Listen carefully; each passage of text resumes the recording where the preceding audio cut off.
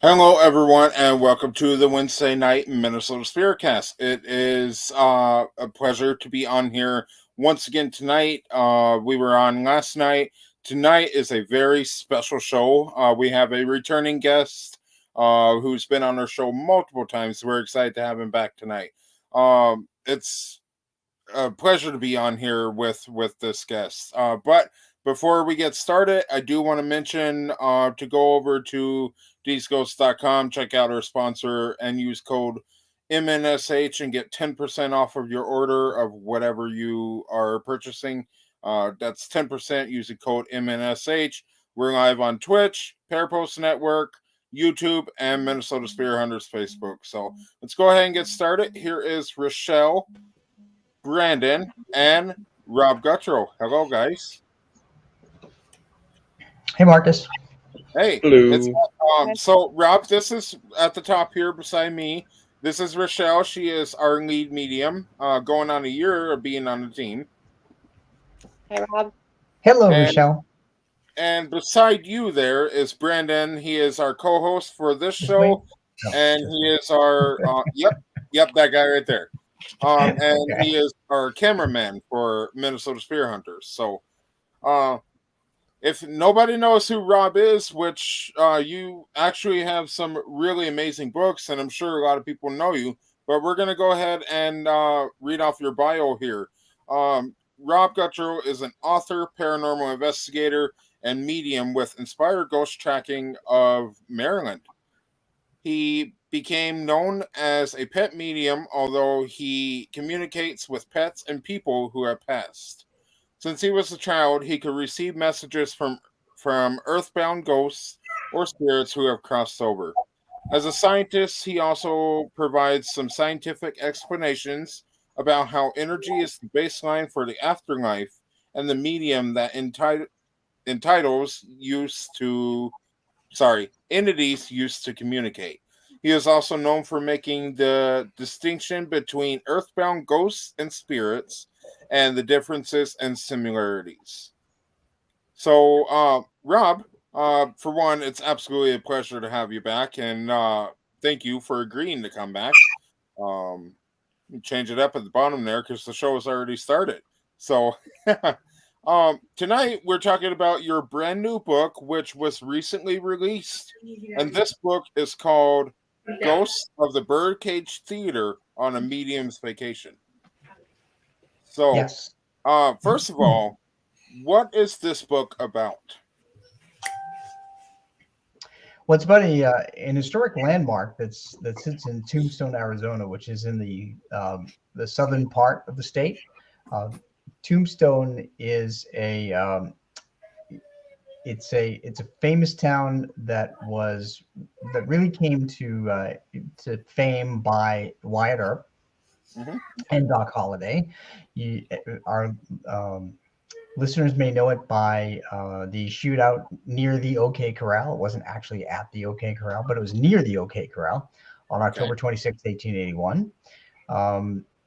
But the town basically dried up, if you will, in 1889 when all the silver mines around it had flooded.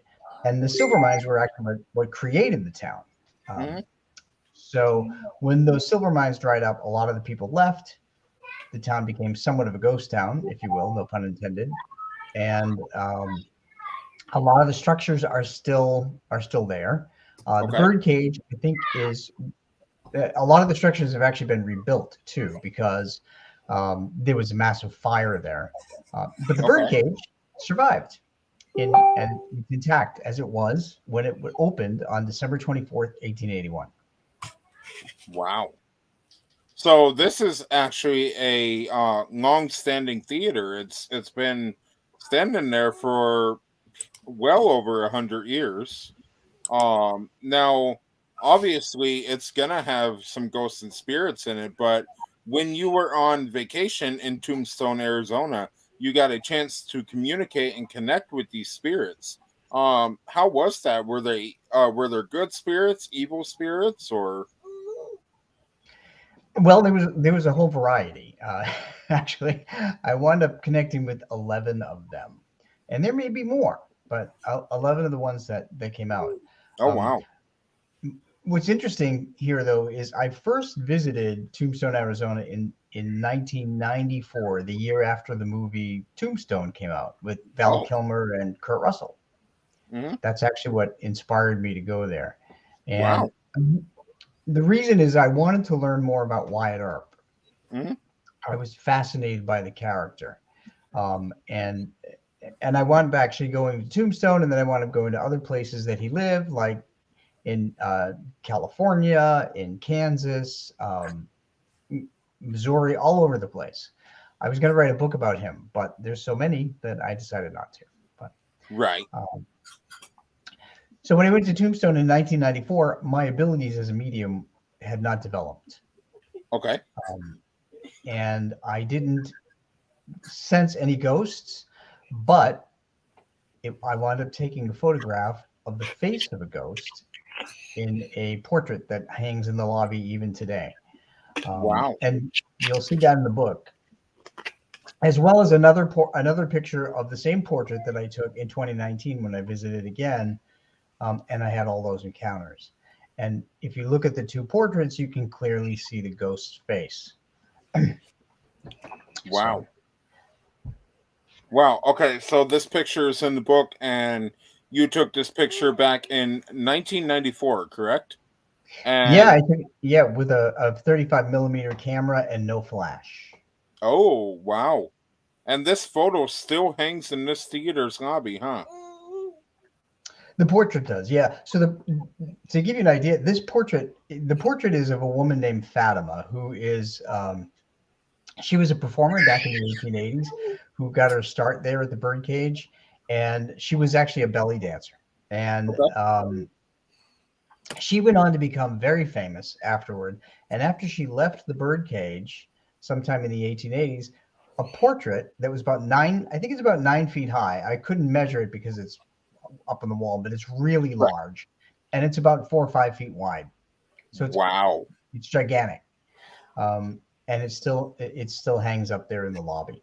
Wow, that's phenomenal. And Fatima, you said, is the name of the spirit, right? Yeah. Well, so Fatima was the performer. So her ghost was not there. Oh, okay. She was not one of the ghosts that I encountered, but the photograph that I took actually showed the face of a man, and it turns out to be an actor from the 1880s that the manager of the Birdcage actually has seen walking across the stage of the Birdcage, which is now a museum, when he closes up. So he was able to identify which ghost that was. Wow. Okay, that's awesome. Now, that has to feel good that you were able to create this portrait and have the confirmation that this entity or spirit has actually been seen in this building. Yeah, it was a really great confirmation that actually the manager, his name is Billy, by the way, and he's a good friend of mine. I befriended him in 1994. He and his wife when I visited, and there's kind of a story there too. When I first visited Tombstone, I convinced a friend of mine to come with me, and he was also a fan of the movie. Okay. So when we went to Tombstone, we both dressed up. I was Wyatt Earp, and he dressed up like Doc Holliday, and we walked the streets in those outfits, and everybody thought that we worked there as reenactors. Boy. Yeah, that's awesome. That's awesome. Yeah. This Birdcage Theater is now a museum, you said? Yeah, so it is a museum. So it operated in 1881 to 1889, and then, as I mentioned, when the silver mines flooded, the Birdcage closed for a while, and then it reopened and had a couple of different businesses were housed in there, but it really stayed the same. So there were a couple of famous people, by the way, that frequented the Birdcage. Of course, I mentioned Wyatt Earp. I mentioned Doc Yep. Holliday.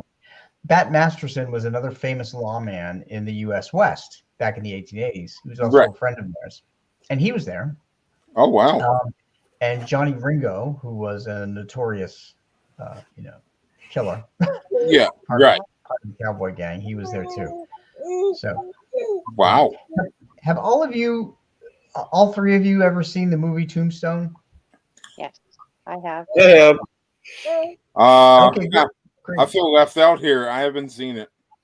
I was trying to remember what the gang was, the gang that they were going against, with the scarf. I was just trying to remember what the name of that group was. Yeah, it's the Cowboys, the Cowboy Gang, with the red sashes. Yeah. Well, now I got to watch this movie. So they did a fantastic job, though, of recreating the Birdcage Theater in that film. Okay. Because it looked exactly like it does today. So the Birdcage never changed over time. Everything in there is preserved as it was in 1881. It's like walking back through time as soon as you go in there. Wow. So it's one of the biggest attractions, actually, in Arizona. And there are a couple of reasons why it's really haunted. Okay. And we can talk about those if you want. Yes, absolutely. So first of all, Tombstone is reputed as being one of the wildest and meanest places in the Old West in the 1880s. I heard that there were more murders in Tombstone than there were in modern day cities, like Los Angeles and San Francisco and so forth. Wow.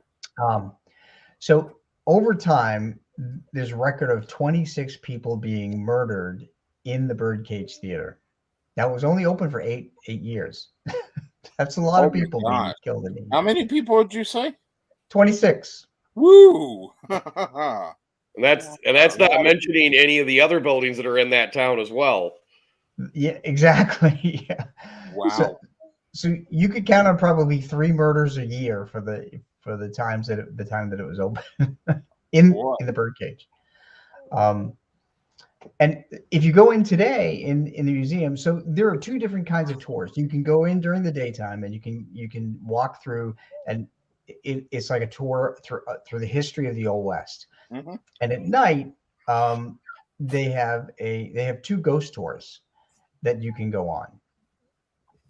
There's one, I think, at 6:30 and another one at 8 o'clock or 8:30, something like that. But I recommend both, because during the day, you really get to look at all the artifacts that are in there. They have tons of artifacts from the 1880s. And you can see many of the bullet holes that are in the ceiling and the walls left over from the 1880s. Wow.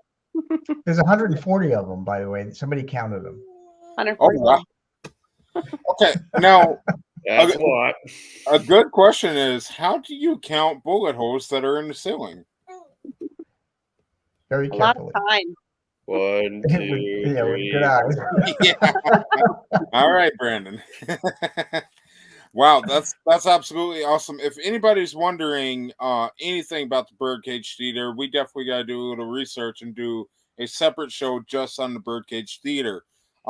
We do have the cover of Rob's new book, and Rob, with your permission, I'd like to show everybody. Sure. All right. That'd be great. Thank you. So this is the cover of Ghosts of the Birdcage Theater on a Medium's Vacation. So, Rob, I was reading a little bit the excerpt, or however you say it, that you sent me. And basically, this is you on the cover, dressed up as who?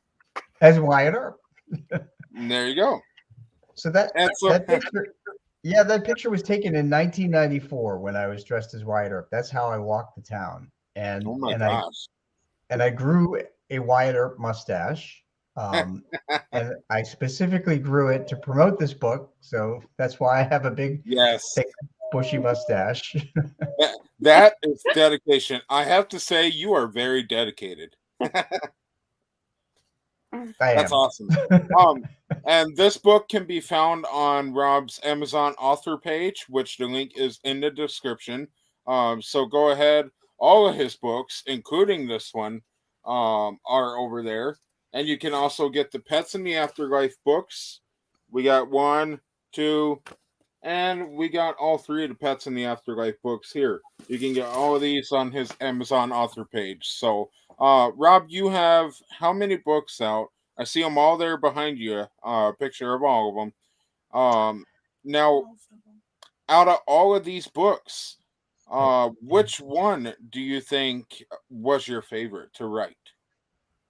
Well, I have 9 of them, and so it's really hard to say which one it was my favorite because I have a bunch of favorites actually. So I have 3 different series of books. One series is about pets in the afterlife, how they communicate from the other side. The other series is about ghosts I met on vacation. So there's the new book, and then there's Ghosts of England on a Medium's Vacation. And then the third series is about ghosts and spirits. So that's like Case Files of Inspired Ghost Tracking, Kindred Spirits, Ghosts and Spirits Explained, and Lessons Learned from Talking to the Dead. Yep. So and there's Lessons Learned from Talking to the Dead with the ghostly face on the cover. I may add. Yeah. Okay. So that picture right there, if I recall right, that was in your Case Files of Inspired Ghost Tracking book, wasn't it? It was also in that book too, yeah, because that was one of the biggest cases from the Inspired Ghost Tracking. Okay, and I was studying this picture, and you really got to focus on this picture to get the concept of what the picture is. But once you figure it out, there is a face in here, guys, and I don't know if you can see it, but it took me a minute to find the face. So I like that picture. Right there in the front. Yep. Yeah. So yeah, you can see the eye, the nose, the lips, and the cheeks. Yep. And the other eye is in shadow. Absolutely. And here is Kindred Spirits. This one is definitely a recommended story book to read. Rob and I have talked about it before, so definitely a recommended one. And then you have your Pets in the Afterlife books here. And then Ghost of England. Oh, okay. Yeah. Wow. That's okay. the first in the vacation series. Yes, that one seems interesting. Now, every vacation that you go on, are you like physically and mentally connected with spirits everywhere that you go, or how does that work? Yeah. So I can't turn it off as much as I want to when I'm on vacation. But honestly, sometimes it makes vacations much more interesting because I'm not only talking to living people, I'm talking to dead people too that lived in different times. So it's all good. Now, I actually have to say that's interesting concept that you brought up. But the fact when you went to this birdcage theater and you were able to connect with spirits from so long ago, I think that's phenomenal because I know I haven't connected with like really old spirits before. So that's definitely something very interesting to me. Yeah, well, all of the spirits that I connected to in the birdcage were from the period, the decade of the 1880s. Right. When I went to England, the ghosts that I connected with there went all the way back to the 1500s, even further than that. So, oh wow! Yeah, so that was kind of crazy, but yeah, but the birdcage harbors at least 11 ghosts that I know of, but there could be more. And I always tell people that we have to remember that ghosts maintain their memories and their personality and their knowledge that they acquired from their life. And as such, sometimes they may not want to talk to you. There are some ghosts that will talk to anybody, just like people will talk to anybody. Or if you feel that somebody has bad energy or not the right energy, you won't talk to them.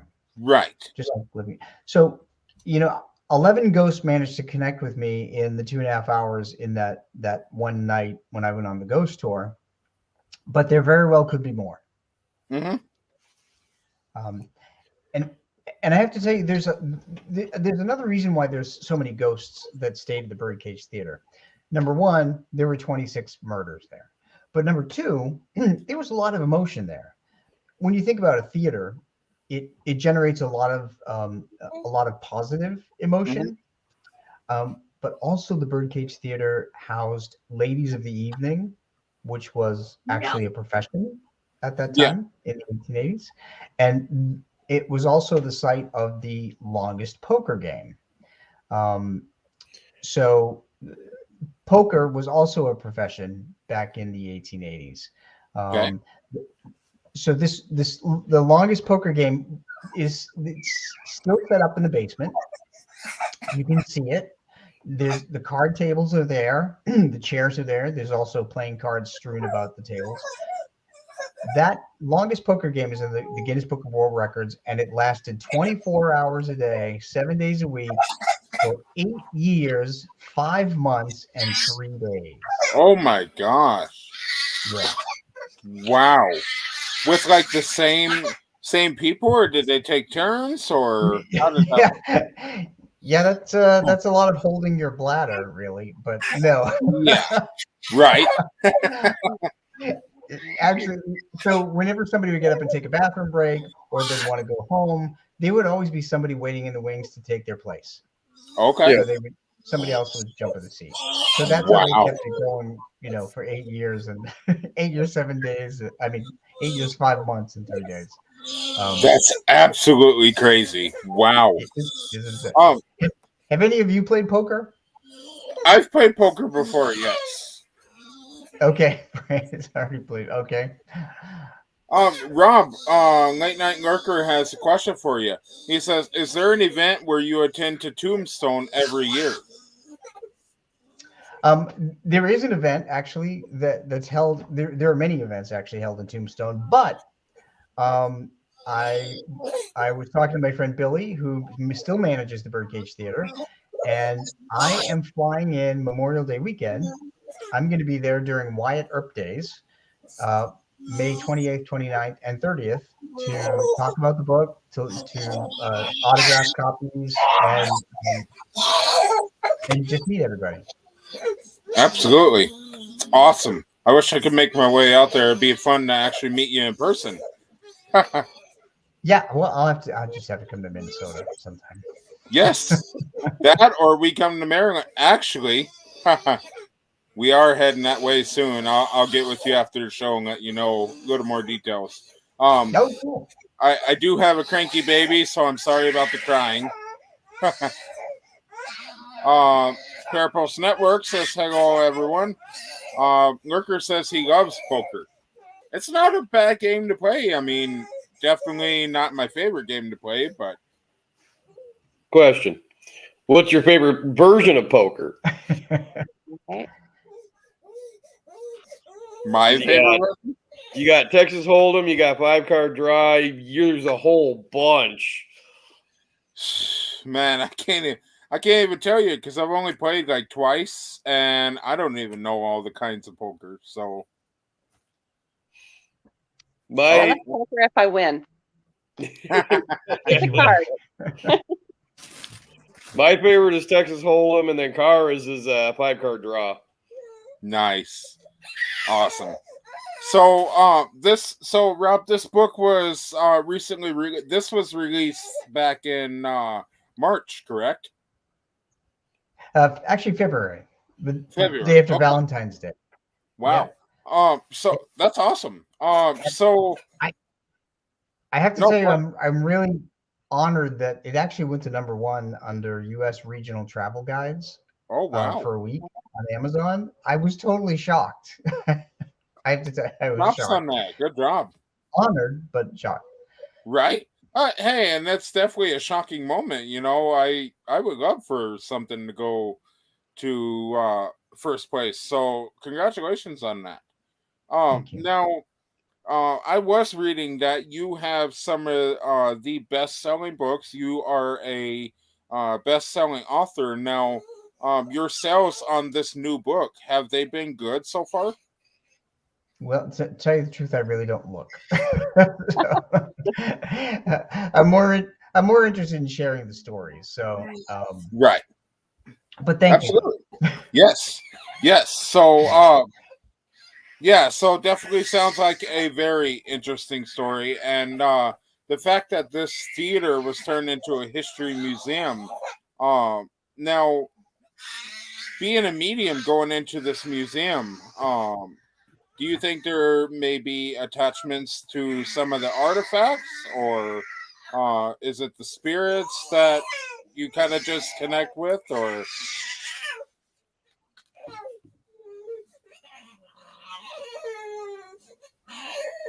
Yeah, so that's a really good question.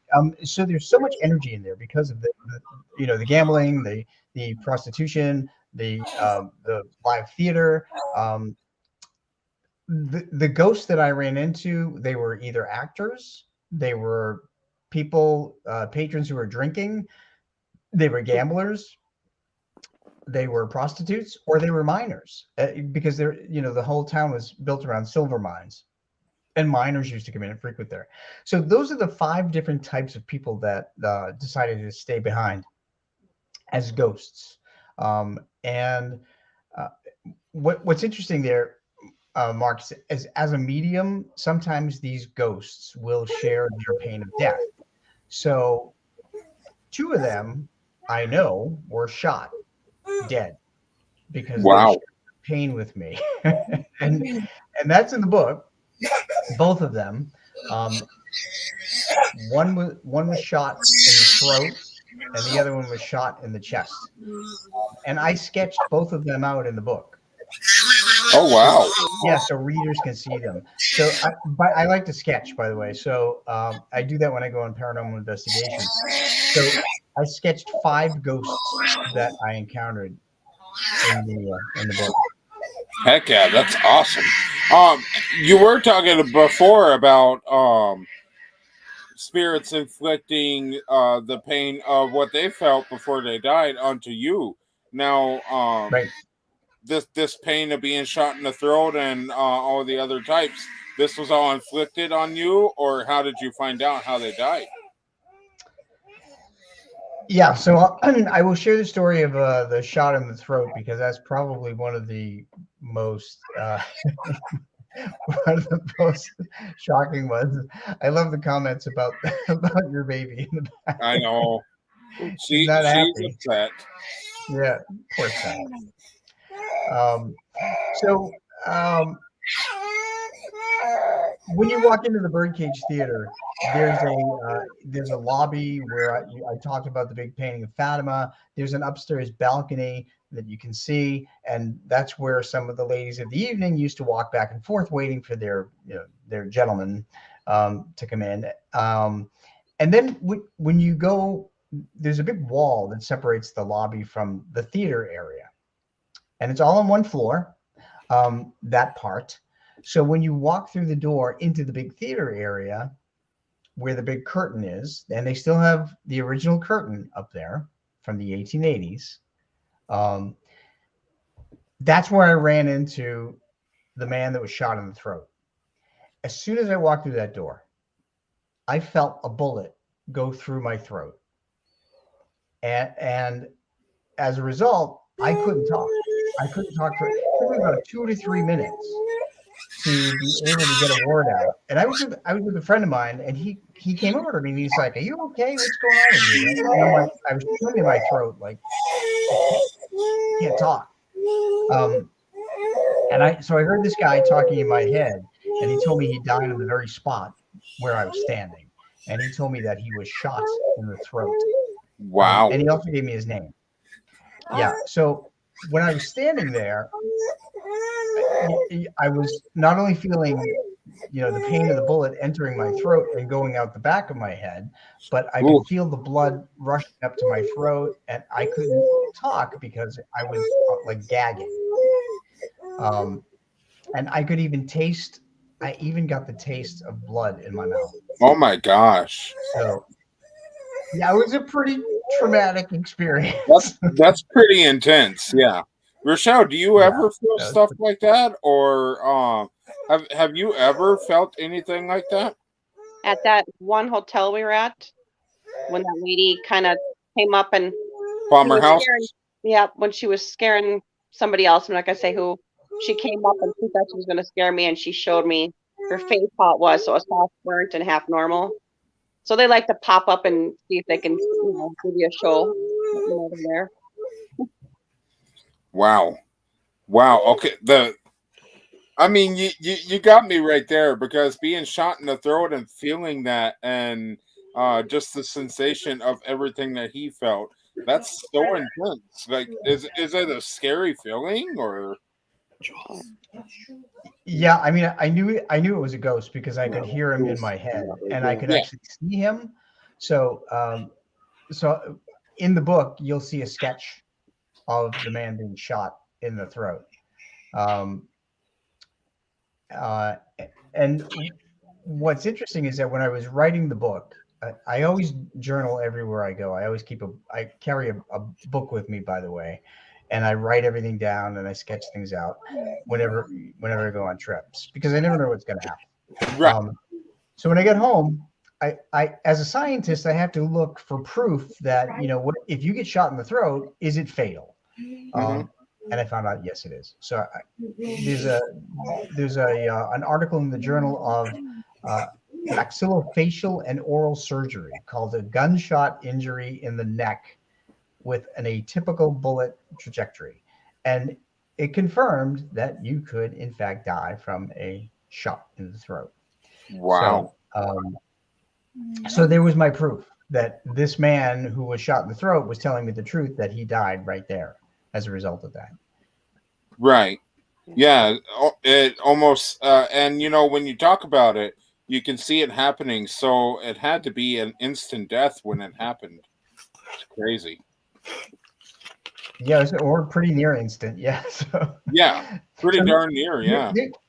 There's another crazy part to this, because the next day after the ghost tour, and by the way, the ghost the tour guide who was leading the tour also came over to me, and she asked me what was happening, and when I was trying to speak to my friend and I couldn't get it out, and she waited. She was very patient, and I explained to her what was happening, and she confirmed to me that someone was shot in the throat right there. A man was shot in the throat and died right where I was standing.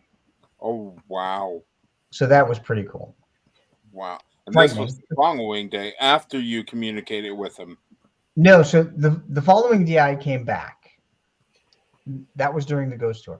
But the following day I came back to see my friend Billy, who manages it, and his wife. So my friend Dan and I came back, and they took us in another room, like the business part of the bird cage that the public doesn't go in. And I ran into another ghost in there that I hadn't run into the night before. But they also took us back into the theater area, and sure enough, this guy shared that pain of death again with me. Shot in the throat. I was tasting blood. I couldn't talk. And my friend Billy and his wife Amy were looking at me like, "Are you okay?" And I was like, "Wait, right, I'll get you." Yeah, like what? I mean, what else can you do? Because Liz says hi to you, Rob. Hello, Liz. Yeah, I mean, what else can you do? It's almost, I don't know, because I've never felt it before, but so I hope you don't. Honestly, I hope I never do as well. However, I've had one experience, and this is at a place that we'll be going to very soon, but we went to this cemetery here in Minnesota, and we were going around this cemetery, and we got to one part in the back of it. Rochelle, you might have been there with us, I believe. I don't remember. But when we got to this one part, there were like two sheds kind of kitty corner from each other. And the first shed is perfectly fine, but then you get kind of almost right to that second shed, and you can feel just the side of your head kind of melting, or just instant headache, migraine, and it almost feels like something's. I don't know how to explain it, because that was the first time I ever felt anything. Yes, people can communicate with me, and funny story, I actually for one of the dumbest reasons got pulled over before. But not only did I get pulled over, but I got pulled over in front of a cemetery.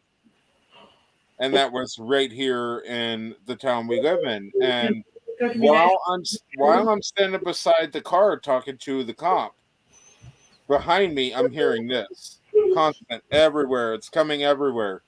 I was so tempted to turn around and just say, "Shut up." I can't talk right now. I probably would have got taken away. But no, I can hear, and I have felt that one thing on one side of my head, almost as if the whole side of my face was melting. So that's really it's crazy how it works. It's too dark. Yeah. So turn your light on. Yeah, you never know when they're gonna show up. And Right. And Rochelle, I'm sure that you probably had quite a lot of experiences where they just kind of surprised you, right? Yeah, they like to I don't know, they like to see if you're really gonna get scared or not. And then it's no fun if they can't scare you, so then they start talking to you. So Now, It'd be nice if they like invite you to dinner and like make spaghetti and share the smell of the sauce and stuff instead. I get But they the don't. smell of tobacco and stuff from a couple of people. So Oh, okay. Yeah. Yeah, I've smelled some scents. Have you, Brandon? Have you smelled some scents in different places? Yeah, there's been times where where you can pick up on a little bit of a scent, like perfume or something like that. There's other times where you can smell like cedar or something like that as well. so I'll tell you something really funny, Rob. We went to this place in a small town here in Minnesota called Boyd, and it's called the Boyd House. And both Brandon and Rochelle were there, and there's this room up on the second floor, and it's a red room with like red furniture, red walls, everything. You know what I'm talking about, guys. Yep. Well, It was like the sitting room, yeah. kind of like a sitting room, just relaxation room. And there was a bottle of perfume up there. And, obviously we were curious. We smelled the perfume just for the heck of it to see what it smelled like. Well, we're also down in the basement further into the investigation. And I think it was Brandon. Brandon's like, "Do you smell that?"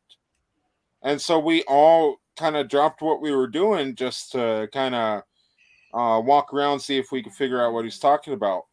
That same smell from that perfume had led from the second floor down to the basement. So it went through 2 floors. Now, really funny, right before Brandon smelled that scent, we saw a black mist on the stairs. So, you could smell it from the basement, but as you got closer up the stairs, you could smell it even stronger. So I'm almost wondering, this white mist that we saw, if this white mist was actually traveling from this relaxation room with that perfume.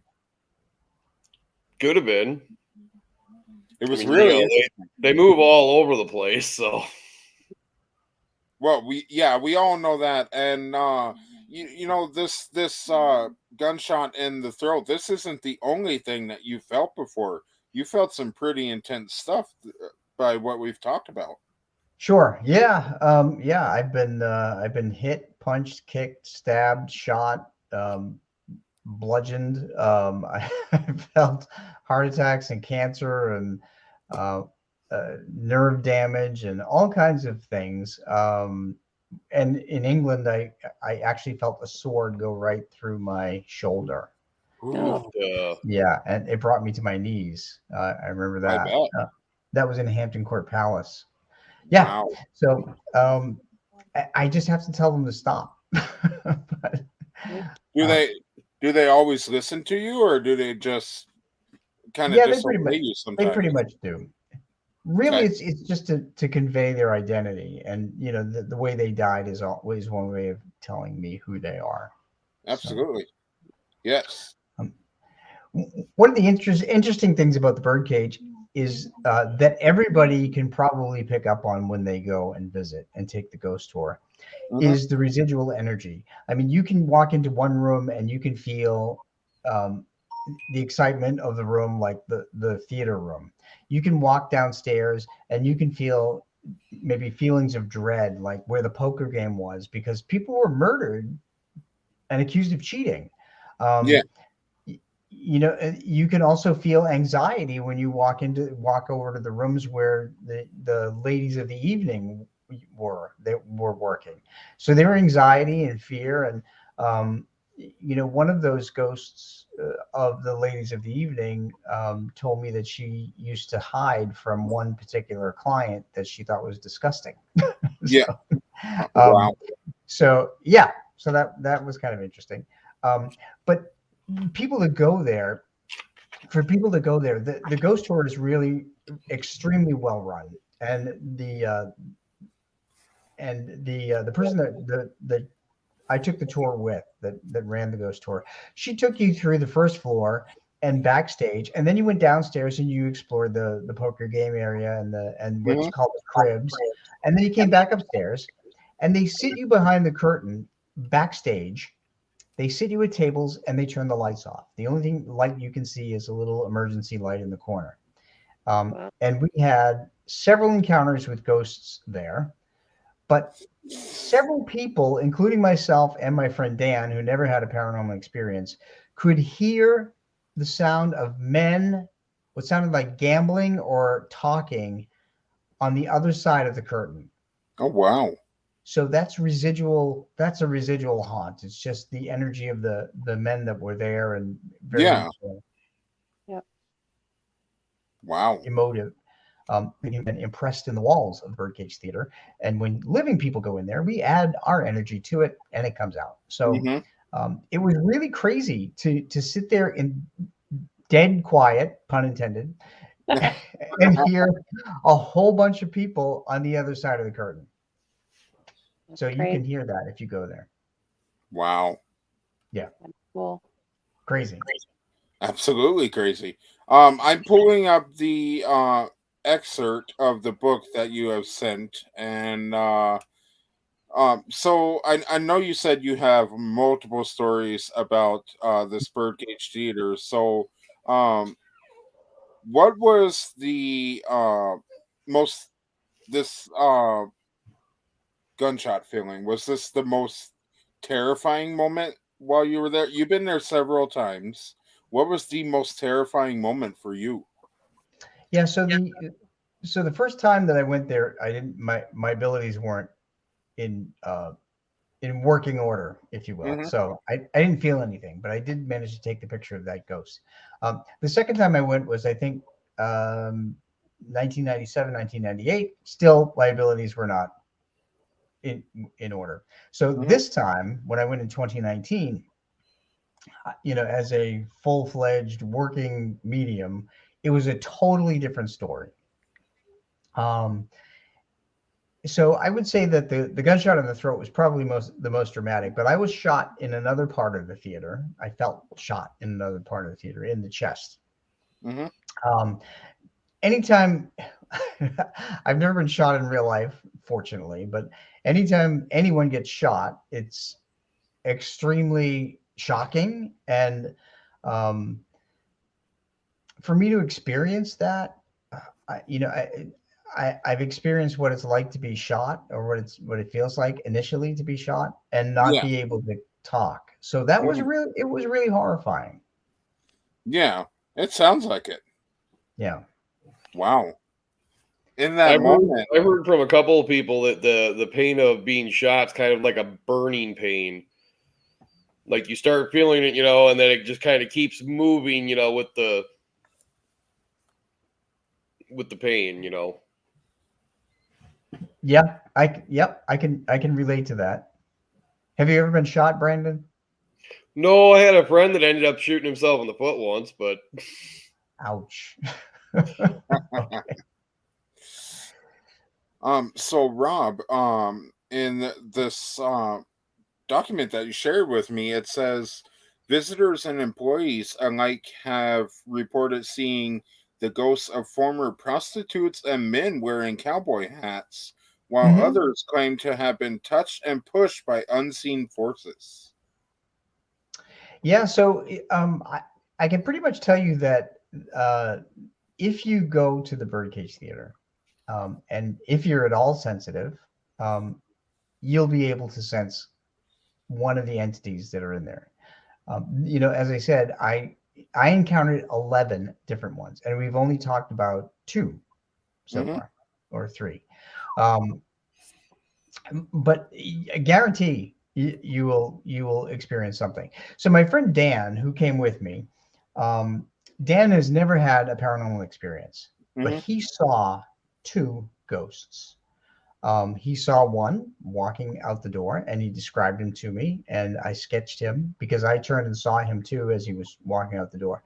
And then he took a photograph of another one in a mirror that was down there. That's also in the book with a photograph of a human being that actually looks like the face in the mirror. And there were other people that when we were all sitting backstage, they have the big seance, they call it a seance, but where people could ask ghost questions and see if they get a response. There was a woman who sensed that there was a ghost behind her, and at the moment she spoke out, I actually saw the entity standing behind her. And in the book, I write about how I was able to figure out why this ghost appeared to this woman. So, and I sketched her out. So it's pretty cool. So even if people don't have abilities, you're really going to get something out of the Birdcage Theater. And what's sad is that these people have been there since the 1880s, and they haven't crossed over, and they don't seem to want to cross over. Right. That's where they've been stuck for eternity. It's a long time to be stuck in the same place. Oh, So, yeah. Okay. It's a long time. Now, has there ever been a thought about somebody maybe helping these ghosts and spirits maybe cross over, or does the theater not want anybody to bother with it? Oh, we haven't talked about that. I haven't talked about that with Billy, but everybody wants everybody to find peace, really. Yeah. I mean, everything's been cataloged. The stories have already been established. The encounters have been established by multiple people. I think that there was an episode of Ghost Hunters where that team went there, and I seem to remember like an electric cord unwound around a clock, and that was in the theater area that happened. And I remember seeing that on video. I don't know who did it. I didn't ask when I was there, Right. and they probably don't remember. So it actually was the Ghost Hunters. Interesting. Yeah. I remember watching them since I was pretty much almost a kid. Oh yeah. Oh, wait a minute, you're making me feel old, Brandon. Kara says she has had a reoccurring dream when she was a teenager of being shot in the head. Well, that may have been absolutely a past life. That's what I was thinking. Past life. Yeah. Gosh, that's a horrible dream. to keep having. Yeah. Wow. It's crazy. She may talk to a past life regressionist to try and get that out, to purge that memory. And speaking of past life regression, that's actually another part of the adventure that I had when I was in Tombstone. When I first visited, and this is when I first visited in 1994, and I was dressed as Wyatt Earp. Somebody asked me directions to a place, and I was actually able to tell them exactly where it was. Wow. Right as soon as I came to town. And my friend said, "How do you know that?" And I didn't really. But later on in life, I realized I've had I did a past life regression, and I was living in the 1880s in Tombstone, which explains my draw to it. Right. So for people who have some kind of affinity to something, a time or a place in history, if you are obsessed with it, or if you are familiar with it, or you read more about it, very likely you lived then and there before. Wow. Yeah. I was just reading this right here about your book, but something clicked and I responded, walk down Allen Street, the street we were standing on, to the second street on the left, which will be 3rd Street. Turn left, the courthouse will be a block down on the right. My friend gave me a puzzled look and said, we've never been here before and we don't have a map. How were you able to provide directions to the courthouse? Yeah. Yeah, that's exactly that is exactly the story. So he was astounded as I was. And then we had to follow my own directions and go over there. And sure enough, that's where the courthouse was. So I'm glad I didn't give the other guy bum directions. How the heck did you know where this courthouse was? I lived there before. In another life.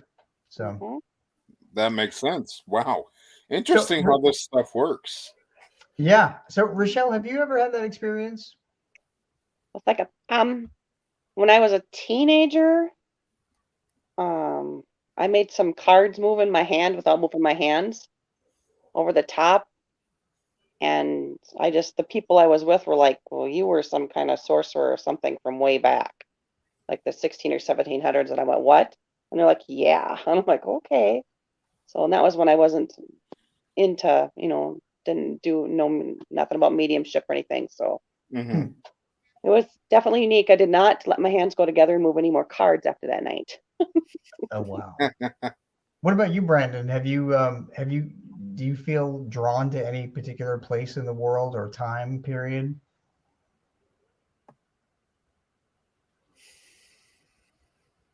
No, I don't think I've ever really felt anything quite like that. Okay. Well, maybe you are a new soul then. maybe you're a brand new, shiny new soul. What about you, Marcus? Are you obsessed with a certain part of the world or history or something like that? That's a really good question. Something about New York. I've always wanted to go to New York. I've never been there before. And I know nothing about New York, but it's always, since I was little, I've always wanted to visit New York. I don't know what it is. In my mind, when I think New York, I think Central Park. So why do I want to go to Central Park so bad? I don't know anything about Central Park, don't know anything about New York. So maybe it's just a dream of mine to go there. Maybe it is relating to something in the past or whatever, but always been a dream to go to Central Park for some reason. Well, it sounds to me like you've already been there. Boy, I wish I could go again. So when you actually do get there, you may find yourself recognizing things or knowing where things were or are without having ever been there before. And that will tell you for sure that you've had a past life and you lived in New York City. Wow. So, yeah. Huh. That's interesting. Yeah. So like I said, I've never been there or anything, but when I think about Central Park, New York, New York City, whatever, I can somehow picture the layout of Central Park and how it's laid out and whatever. Now, is that a coincidence, or maybe is it because I'm might have seen pictures of it and I'm kind of putting everything together, or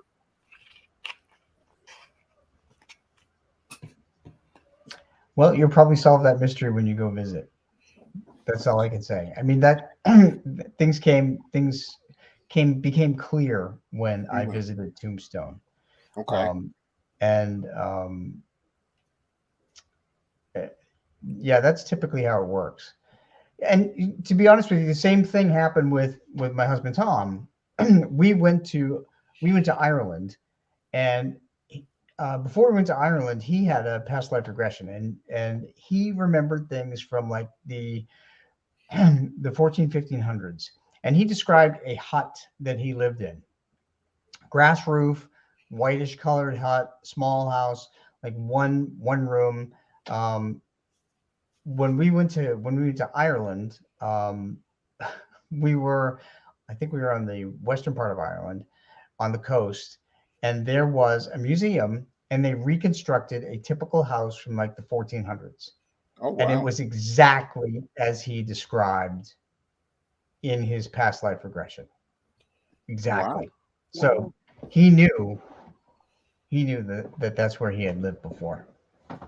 Now, something really interesting before you even brought up this topic of Ireland, Kara comments she's drawn to Ireland. Ah, okay.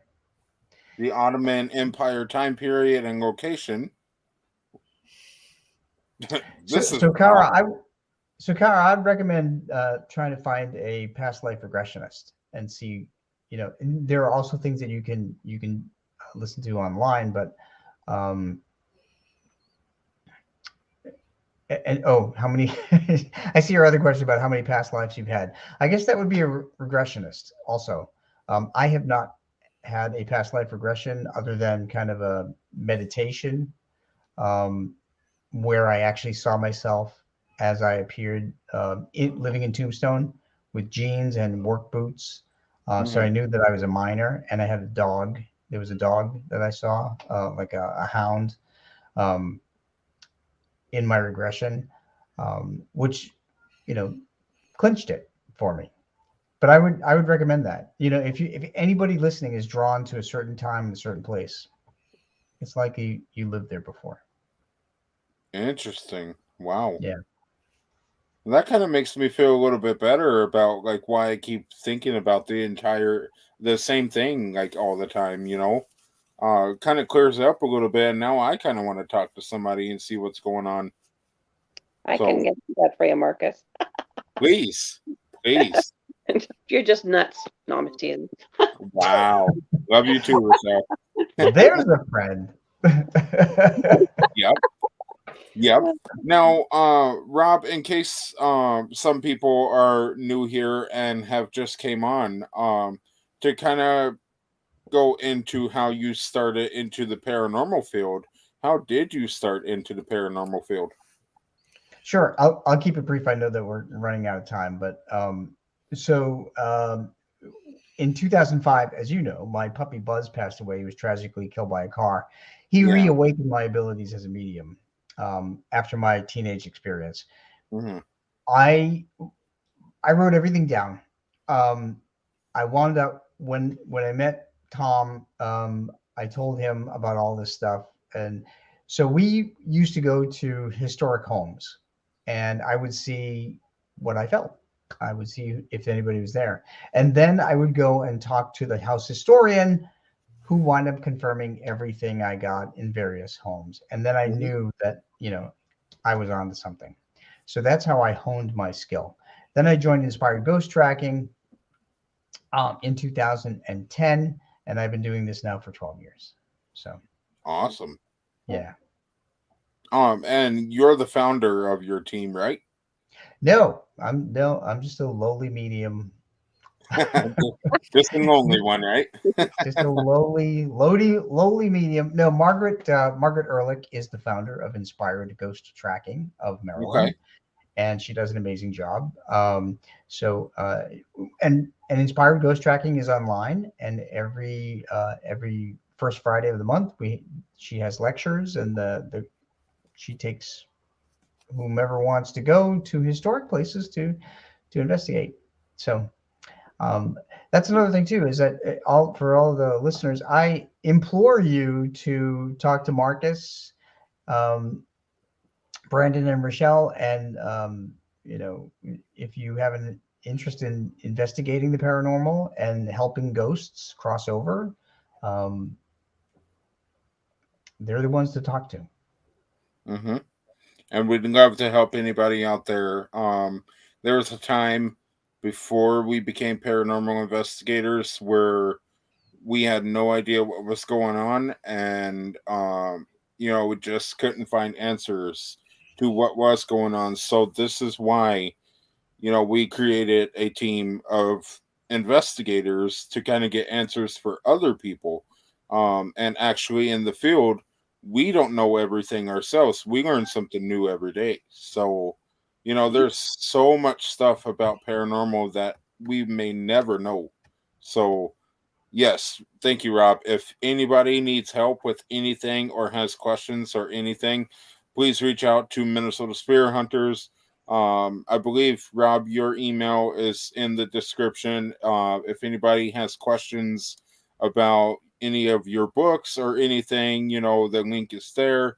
Otherwise, you can purchase the books on Amazon author page, which is also in the description as well. Here is Rob's website. Kara, you're doing an amazing job as our moderator tonight. Thank you very much. Now, Rob, really quick, do you have plans to keep on writing these books? Because so far you got a great collection of books going, and I eventually I'm gonna have all of them. I got about 4 already. So. Oh my gosh. I'm very honored. So yes, I actually have I think 6 or 7 more that are in progress. Okay. So yeah, I know. Well, there's a lot of dead people and a lot of pets that have passed on that want to talk to me. So right. So the next book will come out next year. That's my hope. 2024, and it's Pets in the Afterlife 4. Messages from Spirit Cats. So I did dogs. The first 2 were dogs, cats, horses, and birds, and then 3 was about dogs, and this one will be only about cats. Okay. So, okay. Got to give them equal time. Yes. I did see that you do offer a short service if anybody needs a reading from a pet. How does that work? Just so everybody knows. Thank you, Marcus. So they can go on my website, robgutro.com, or if you can't remember my last name, petspirits.com. That's an easy one. There's instructions how to get it.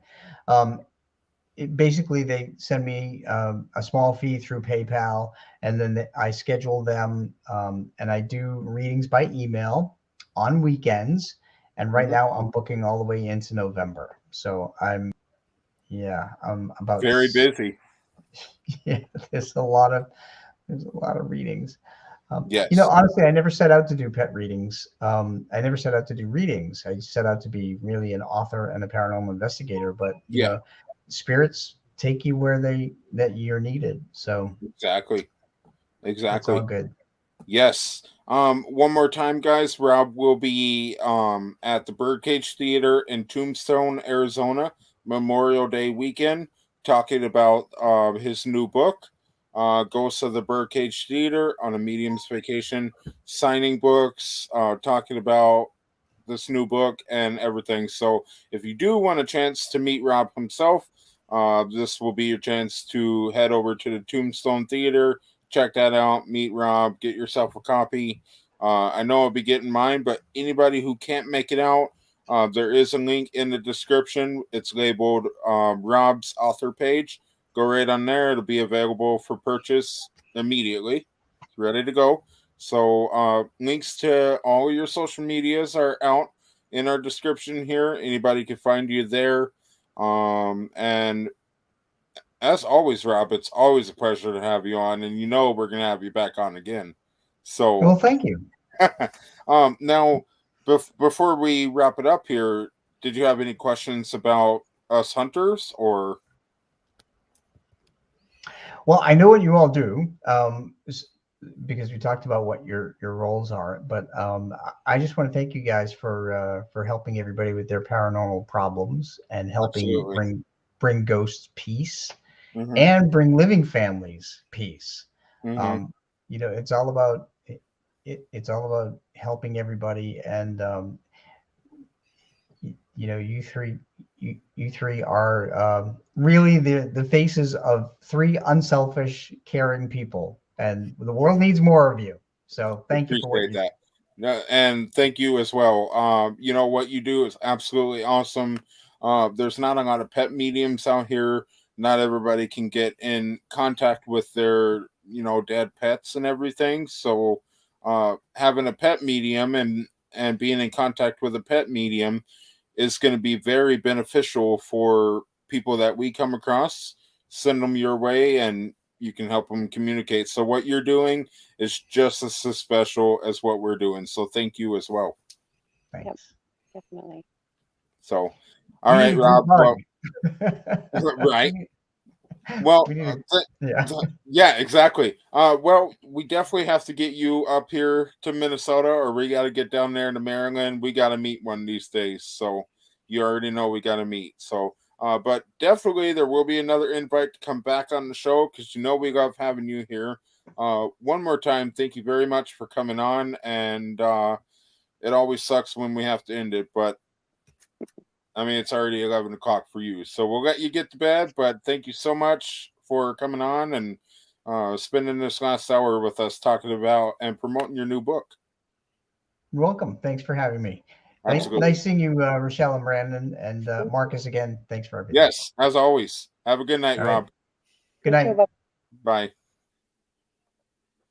All right, guys. Rochelle and Brandon, what do you guys think? This is your first time meeting Rob. I think it was a good show. He Absolutely. definitely knows what he's doing. He's Yeah. very knowledgeable. Yes. Oh yeah. So, just these three books right here.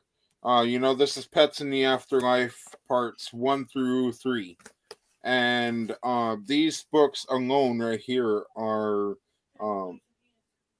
yeah. So, actually, Kendra just brought up a good and valid point. His books are very affordable. I haven't saw one of his books above $10, so they're very cheap.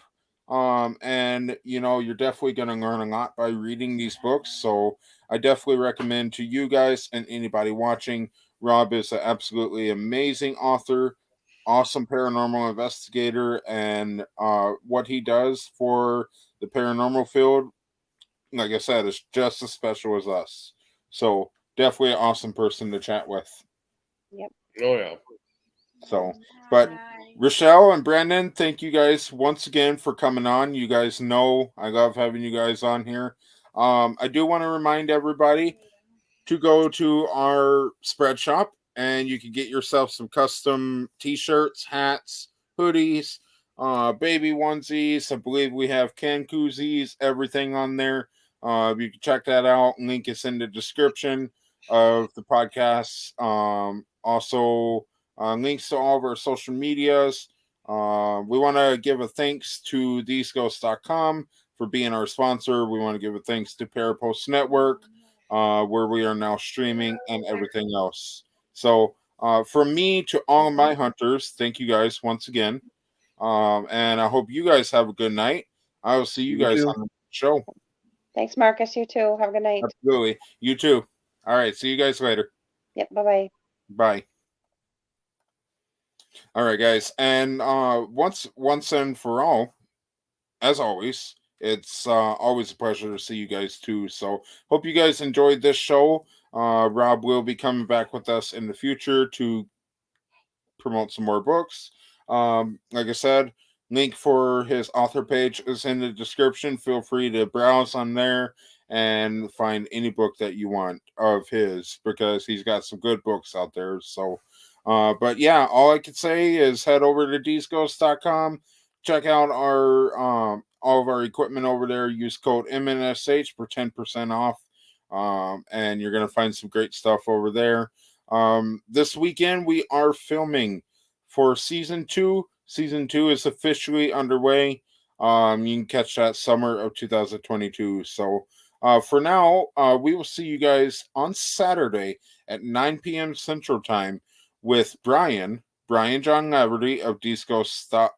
Sorry, got my companies mixed up here.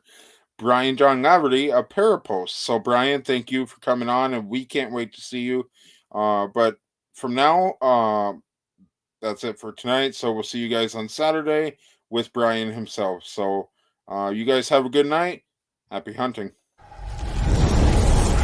This program is intended for mature audiences. Parental discretion is advised.